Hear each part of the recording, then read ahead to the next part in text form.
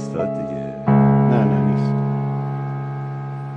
یکی هست تو قلبم که هر شب واسه اون می نویسم، اون خوابه نمیخوام بزنم، واسه اونه که قلبم این همه بیتونه.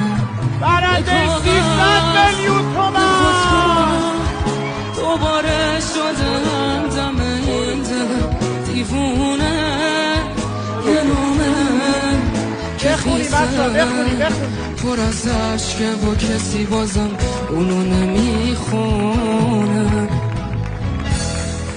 یه روز همینجا توی اتاقم یه دفعه گفت داره میره، چیزی نگفتم آخه نخواستم دلشو غصه بگیره.